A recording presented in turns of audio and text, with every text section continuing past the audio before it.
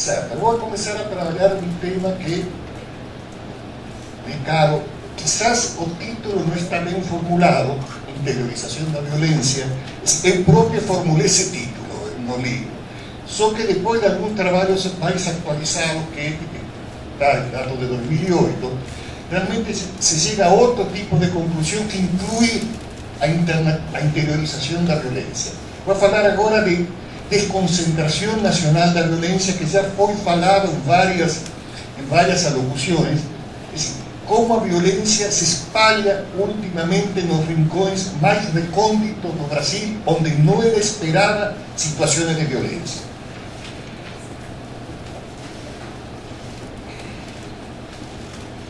Bom, este é o 12º mapa da violência que se publica. Começamos a publicar mapas em 1998, que é o primeiro.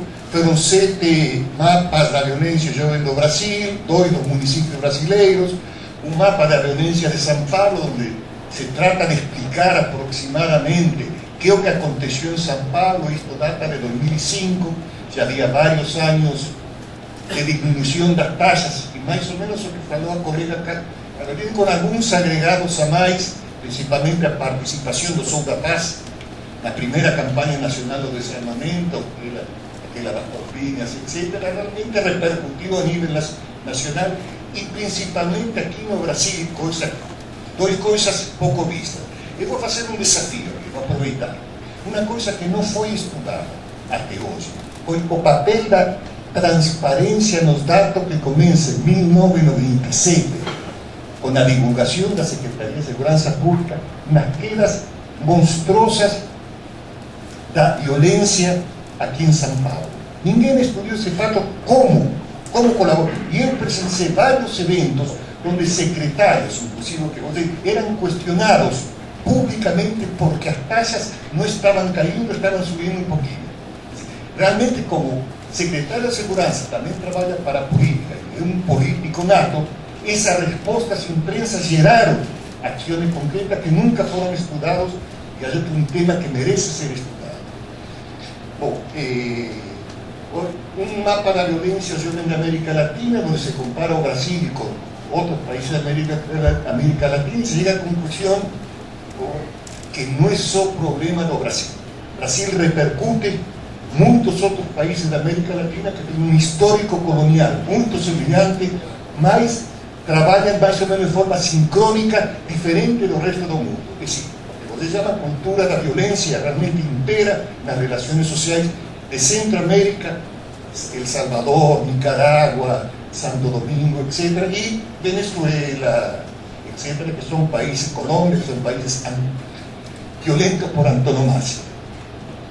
Temos outro trabalho, que é Juventude, Violência e Cidadania, onde se trabalhou com jovens diretamente, Rio de Janeiro, Brasília, Curitiba, Fortaleza, um índice que se criou de desenvolvimento juvenil, onde se inclui a violência como um dos fatores. Bom, as fontes que eu utilizo são, basicamente, o sistema de informações de mortalidade do SIM, não porque seja a melhor fonte, sino porque a única que existe com alguma antecedência histórica, é publicada desde 1979, sigue um padrão internacional que me permite fazer comparações internacionais, porque são definições da Organização Mundial da Saúde através do que se chama Classificação Internacional de Doenças número 10. Você dizia que não há uma classificação muito rígida de mortalidade internacional, não só nacional, da OMS, que tipifica exatamente causa, efeito, motivos, etc., etc. E que o Brasil sigue através do Ministério da Saúde.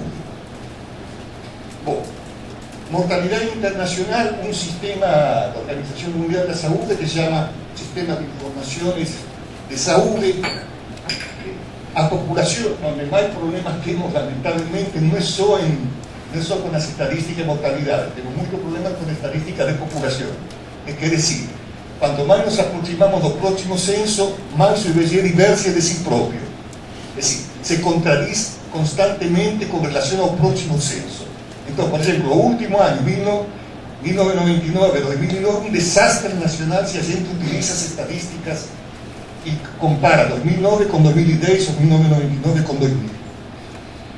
Bom, se utiliza atualmente um projeto do próprio IBGE que melhora un poquinho en un proyecto internacional, y para la población internacional, censos, la Oficina de Estadística de los Estados Unidos, Estadística Demográfica y la propia Organización Mundial de la Salud. Lo que estaba diciendo de inicio, de mediados para fin de la década de 90, se inició así un proceso de desconcentración de la violencia homicida. Hasta ese momento, vamos a ver con los datos, estaba radicada en algunas pocas unidades federadas, regiones metropolitanas grandes, con serios problemas de migraciones, etcétera, que originaron un panorama de violencia letal no Brasil muy elevado. A partir de segunda mitad de la década de 90, se inició un proceso que podríamos hablar de interiorización de la violencia. La violencia migra, la migración no es una migración física, lo que mudan son los polos dinámicos de la violencia, donde hay desenvolvimiento de violencia. Puede ser física también, malandro que muda de un lugar para otro, pero básicamente lo que mudaron fueron estructuras, y con el aparecimiento de nuevas estructuras. Paralelamente, podemos observar desde el inicio de la presente década, inicio de la década de Ivana Vidal do século, una diseminación de la violencia. Migra para otros estados que era improbable de pensar 10 años atrás. Por ejemplo, Maranhão, uno de los pocos estados que no llegaba a 5 homicidios en cada 100.000 habitantes. De repente pasa a ter 15, digamos, 8 o 9 anos depois. 15 não é muito para o Brasil, pero para um estado de Maranhão pouco preparado, com estruturas pouco eficientes de combate à criminalidade e violência, obviamente são cifras que excedem totalmente sua capacidade de enfrentamento. Quais são os determinantes que podemos visualizar muito rapidamente? Cada local há un mix un poco diferenciado de determinantes, mas básicamente son 3. Por un lado, la década de 90 asiste a una desconcentración do desenvolvimento económico do Brasil.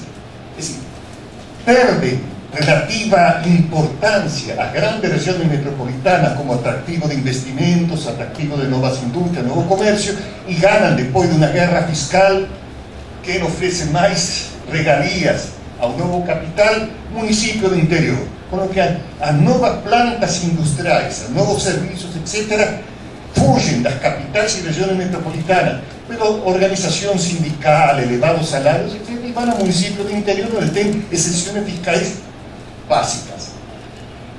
Segunda cuestión poco vista, que agora é o Plano Nacional de Segurança Pública de 99, y el Fondo Nacional de Segurança Pública que se promulga en 2000 y comienza a funcionar en enero de 2001, que canaliza recursos financieros para el aparelho de segurança de esas grandes regiones metropolitanas violentas. Ahí tem recursos para São Paulo, tem recursos para Río de Janeiro, tem recursos para Río Grande do Sul, tem recursos para lo que se consideraba, y él se basea nomás para la denuncia, que lo único que existía en aquella época eran estas publicaciones, se basearon en esas regiones metropolitanas violentas para canalizar recursos. ¿Qué aconteció? Efectivamente, las policías, como ya fue falado aquí, repetidamente, viraron más eficientes en ese centro. Viraron más eficientes combatendo a criminalidad, implantando infocrim, fotocrim, todo crime que ten direito fue implantado, porque había recursos estaduales, recursos federales que colaboraron para crear ese panorama de mayor eficiencia policial. Calculo, factor expulsivo, migración de 2 factores, expulsivos y atractivos. Factor expulsivo, olha, a segurança nas capitais está pesada, melhor vamos para outro lugar. Factor atractivo, olha, tem municípios do interior que não tem polícia, tem banco, tem isto, tem outro, tem carga, etc. Vamos a trabalhar lá porque vamos a trabalhar aqui. E terceiro, que está, não temos que despreciar também que aparecem tengo melhoria na cobertura dos dados de criminalidade e dos dados de violência. Se implantam institutos médico-legais no interior, onde mais deficiente era, por isso podem começar a aparecer fenômenos que existiam de antes, mas não eram registrados. Não tínhamos registro dessa mortalidade. Eram os famosos odoricos paraguaçus, com seus cemitérios clandestinos aí para jogar cadáver que ninguém sabia que existia. un poco para mostrar esta evolución que estoy diciendo. Den una olhada. Capital y regiones metropolitanas. Esto en 1980, estas son taxas, capitales y regiones metropolitanas, oscilaciones van, oscilaciones ven, se eleva de 1996.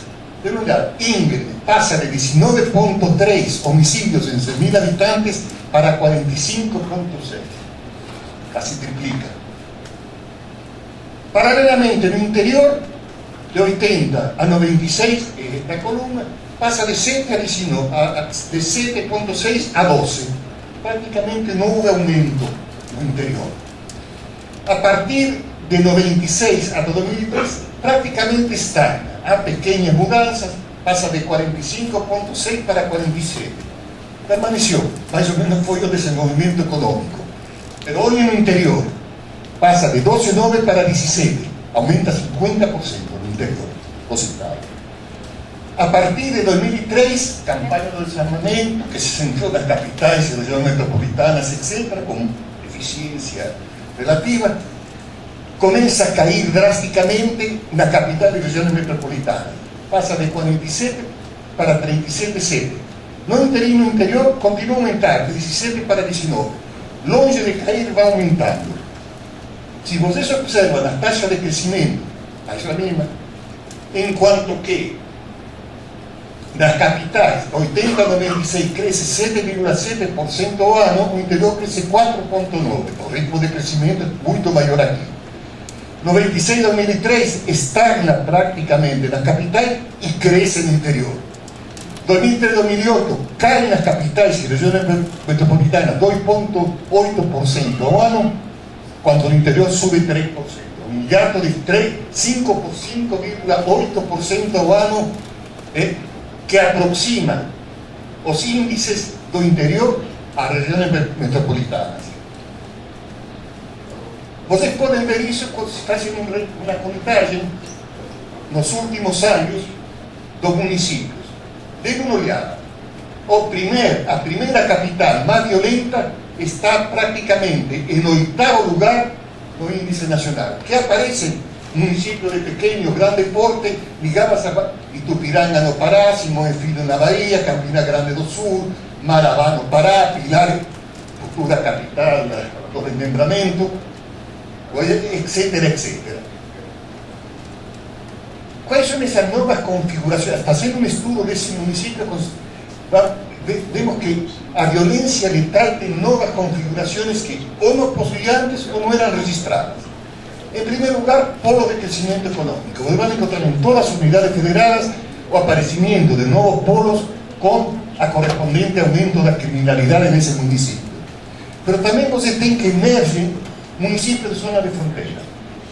Foz de Iguazú, Coronel Zapucaya, el Mato Grosso do Sul, etcétera, etcétera, son municipios donde impera o contrabando de armas, contrabando de piratería, diversas formas de estructuración violenta con grandes organizaciones que conservan territorio, que cuidan de su territorio.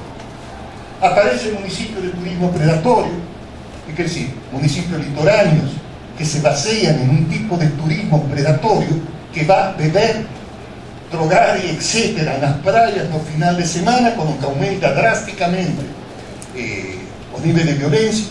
Arquetipo Itamaracá en Pernambuco.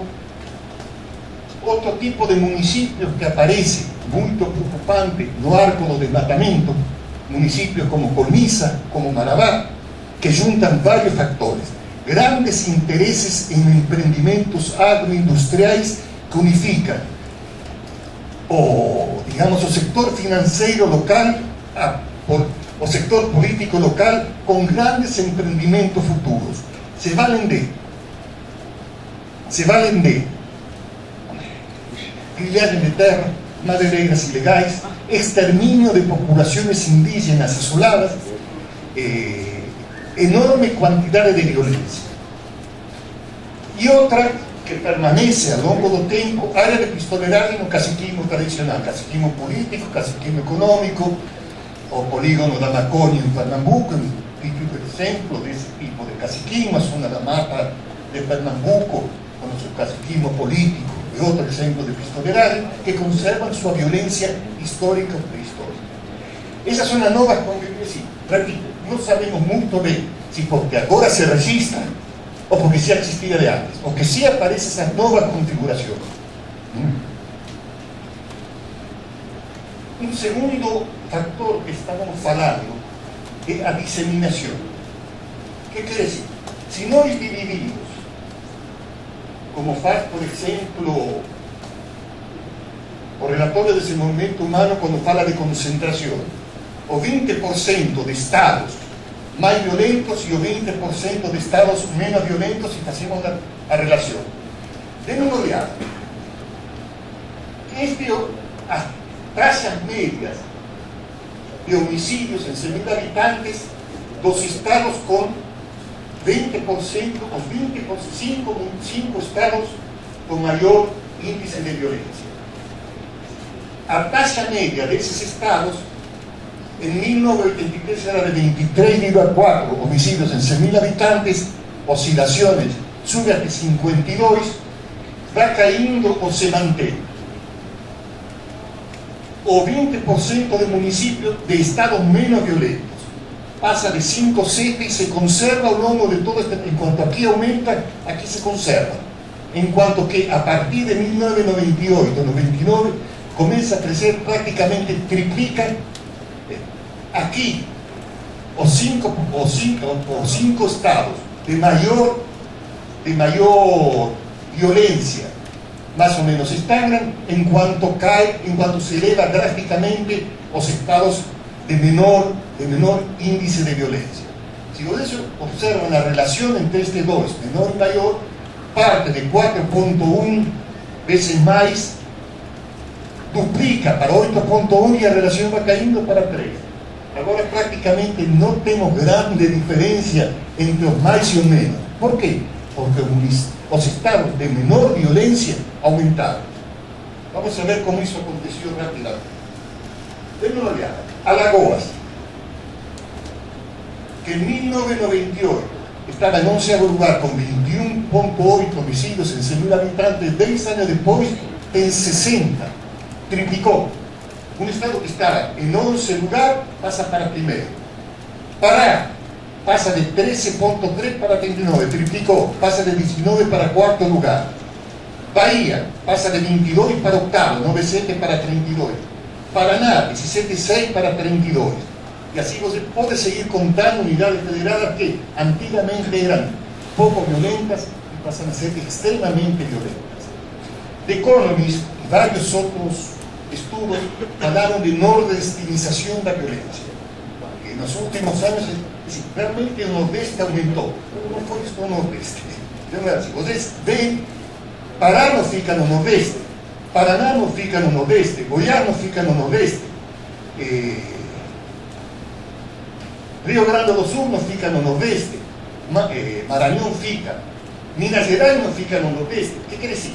Un proceso de difusión nacional como un esquema de vasos comunicantes. También no es un vaso comunicante, donde no es violento va a pasar a ser violento. Un poco que falaba un profesor que me antecedió, que decía que la violencia ahora es enorme. Antiguamente teníamos nombre y sobrenombre para violento, no existe más. Violencia es ahora enorme. Un último punto que costaría destacar. En cualquier tipo de política, esto afecta exclusivamente a la juventud. No afecta a otros sectores de la población. Denme una olhada.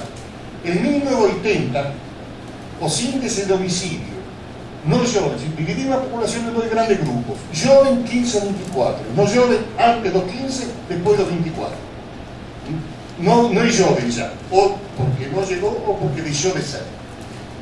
O no joven tenía 21, pasó para 18,1 homicidios en 100.000, no joven en 90, subió para 25, siguió en 25 en 2008. Prácticamente permaneció en una pequeña queda, o uno que aumentó hoy o joven. 30 en 1980, 38,8, 51,4, 52,9 en 2008. ¿A dónde queremos llegar con todo esto? Fechar. templos dotados, no respetados. Fechado.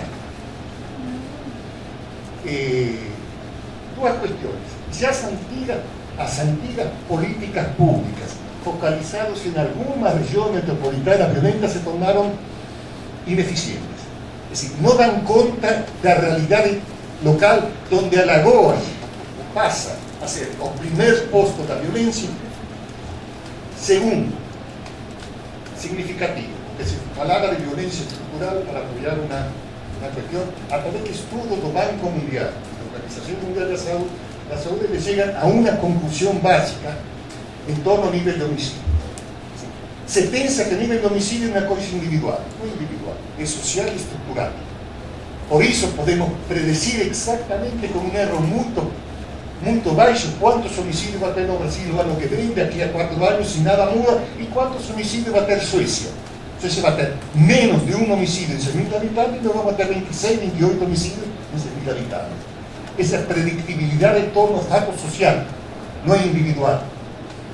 Aí a OMS a que pode fazer, basicamente o Banco Interamericano de Desenvolvimento, diversos estudos de países chegam a esta conclusão. Há de 5 homicídios, situação tranquila, população em calma, a força de segurança dá conta da peteca, a população tem confiança na força de segurança, podemos circular livremente pelas ruas, não temos grades, cercas, etc. 5 a 10 fases de transição, 5 a 10 homicídios em civil, fases de transição.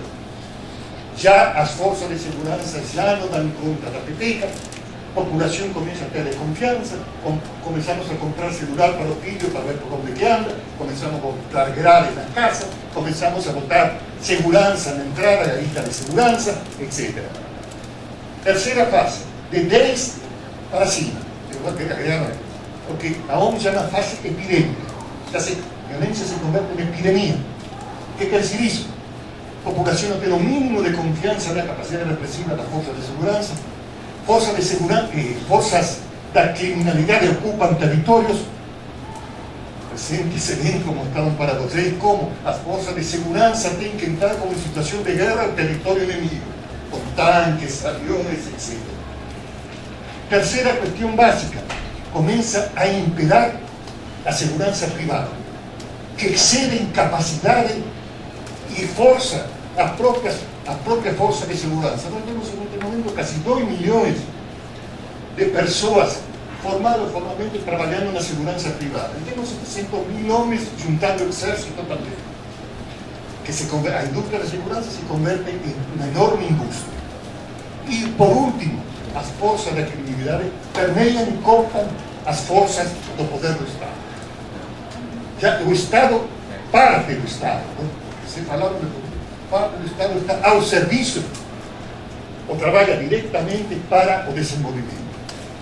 Isso podemos já, a partir de 10. Eu alegaria que a partir de 20, por estudos próprios a nível internacional, a partir de 20 já não temos 20 homicídios em 100.000 habitantes, já não temos epidemia, temos pandemia.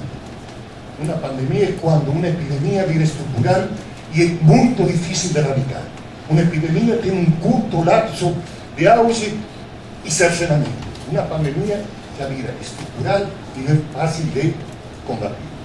Nós estamos neste momento em 26, 27. Estamos em situação pandêmica. E muitos estados que anteriormente eram oásis tipo Maranhão, que não chegava a 5 homicídios por 1.000 habitantes, agora tem elevadas taxas. Nossa violência atua se disseminando no campo nacional, atua na juventude, portanto temos que ter políticas a nível nacional para essa violência e temos que ter políticas para enfrentar o dilema de nossa juventude. Obrigado.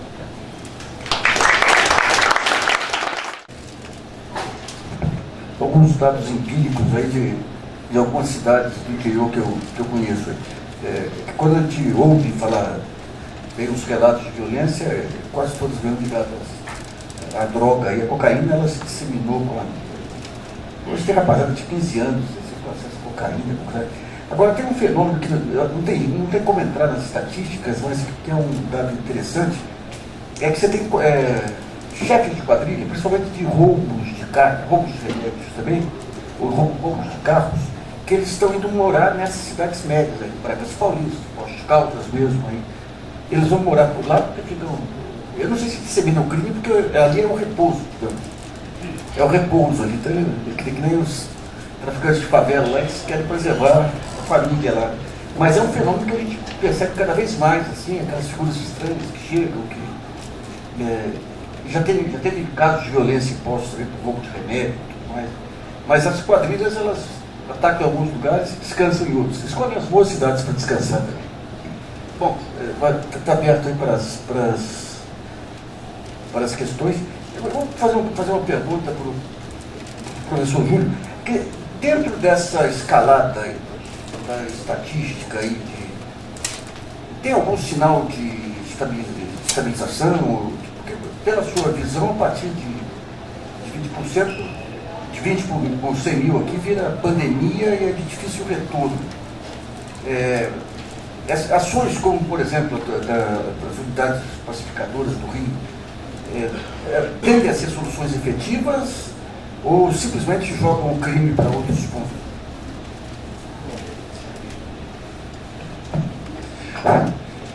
Básicamente, primero, a má noticia que estamos en situación pandémica ainda. A boa noticia que há 5 ou 6 años, por primera vez na historia do Brasil, a violencia letal homicida no está avanzando, no está retrocediendo, tudo bem, pero ya se consiguió no Brasil fazer o cerco sanitário, fazer um cerco sanitário. Estamos nos últimos años, un año sube un poco, otro año sube, a partir de 2003 que una queda, a partir de 2003, até donde no temos dados do Ministerio da Saúde, há oscilaciones pero que se mantienen en un patamar. Cuando antigamente, antes da campaña do desarmamento, venía creciendo una tasa de 5% ao ano. Un ano un poquinho más, un ano un poco menos. ¿Qué quiere decir esto? Que se consiguió a façanha de estagnar esa espiral de violencia homicida. Esa façanha se consiguió. Agora, há una situación que eu llamo de equilibrio instável. Por un lado, el espalhamento que estamos falando da violencia está incidiendo en estados y en regiones que antigamente eran pacíficas o tranquilas o ainda no tenían elevados niveles, pero tanto no están muy preparadas estructuralmente para enfrentar. Sobre observación do professor Roberto, é assim, eu faço outra leitura desses dados, eu conhecia os dados do Sapori, mas eu faço outra leitura. Eu faço a leitura que se faz claramente de crime profissional e crime de proximidade. Quantos destes crimes são crimes profissionais? Foram feitos por profissionais dedicados a matar e que vivem da violência como fundamento. 18 a 20 e pouco por cento pelos dados. Quais são os crimes de proximidade onde um familiar, um amigo, um parente, um colega, por motivos fúteis e banais, empurra uma arma e mata? Mais de 30%. Aqui, pelos dados que você acaba de falar. Eu faço esse tipo de leitura. Qual é o crime da droga ou crime profissional? Por quê? Faço este esclarecimento. Quero fazer porque é muito útil pensar em futuro. Sempre que me degladio com forças do aparelho de segurança, tem, digamos, a visão de que a violência homicida emerge da droga. Claro, quem combate droga, eu não vou pedir a uma comunidade ir a combater um grupo de drogadictos, como na favela do Alemão, etc. É tarefa da força de segurança. Então, isso implica em canalizar recursos para a força de segurança. Enquanto que prevenção, que falaram as colegas da ONG, implica, sim, temos que armar a polícia, temos que enfrentar isso, mas também temos que prevenir essa violência, que não é só violência da droga. Nós temos, o que levantou o colega aqui, violência cultural. Qualquer conflito em um bar, se pagou ou não pagou uma cerveja, origina uma morte. O que quer dizer? Temos uma cultura de levar o conflito às suas últimas consequências. Quais são as últimas consequências? O extermínio do próximo. Esse tipo de cultura que só se combate, eu não conheço outro instituto que combate. Ou a religião, que sabe combater esse tipo, através de preceitos, ou a educação. A humanidade até hoje não criou melhor mecanismo de integração social que a educação. Então, Temos en este momento no Brasil 34 millones de jóvenes, 19% no estudam, não trabalham, são o caldo de cultura dessa violência, o caldo de cultura da droga, do conflito, do bullying nas escolas, da matança de professores, etc. É sobre esse que temos que actuar. São 19% que não estudam, não trabalham, são pobres, geralmente negros, não têm futuro em nossa sociedade. Então, qualquer futuro, até que a droga promete para eles, é um bom futuro, porque a sociedade não deu nenhum futuro para eles. Então, temos que pensar nesses termos de como prevenir essa violência, por educação, por mudança cultural, etc. E aí vamos actuar indireto e diretamente também na droga. Então, eu lanço o desafio aos senhores estatísticos da segurança. Recentemente, no último censo do IBGE, saiu uma informação que 55% dos aposentados e pensionistas são arrimo de família. Ou seja, se só, daí você podia legitimar um salário mínimo maior para prever. Daí os estatísticos de mercado saíram correndo para defender uma tese seguinte, que o aumento do salário mínimo aumentaria a proteção da vagabundagem. Você imagina filhinho de papai, filhinho de vovô que recebe salário mínimo. Realmente temos um conjunto de leis que são de avançada, são do primeiro mundo. Estatuto da Criança, a Lei Maria da Penha, contra a discriminação racial, etc. Vamos ver a discriminação, o problema da discriminação racial. Nos últimos anos, temos dados a partir de 2002 sobre morte de brancos e morte de negros. Por quê? Porque o Sistema de Informação de Mortalidade começou a trabalhar com essa categoria em 1996, não havia muita subnotificação, em 2002 já se estabilizou, 80%, 90% dos casos eram identificados. Dá uma olhada, nos últimos anos, de 2002 a 2008, que eu acompanhei as estatísticas,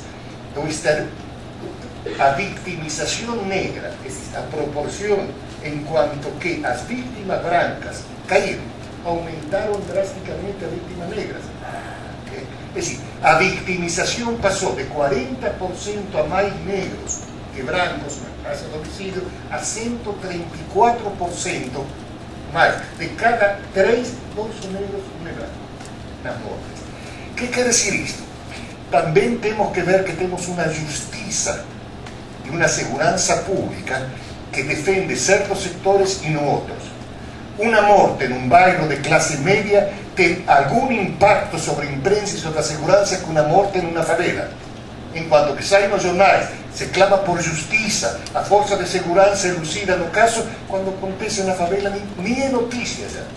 Então, realmente... Mas no Morumbi fazem as reuniões, fazem as passeatas e aí até deslocam efetivos policiais de uma área para o Morumbi em São Paulo. Foi a televisão. Depende da capacidade de protesto e da capacidade de mobilização, mais que de uma lei que está aí. Depende muito do que se estava falando, depende muito de que haja realmente toda uma estrutura que priorize a cidadania. A cidadania já contempla o tema da mulher, contempla o tema do negro, etc. Enquanto que nossa justiça e nossa força de segurança ainda se deixem levar. Não estou falando do caso de São Paulo, estou falando do caso nacional. Ainda se deixem levar pela imprensa, se vai aparecer no jornal, etc., ou não vai aparecer, se um caso é de um rico, de um pobre, aí realmente ainda temos uma justiça e uma segurança encaminhada a certos setores e não para outros.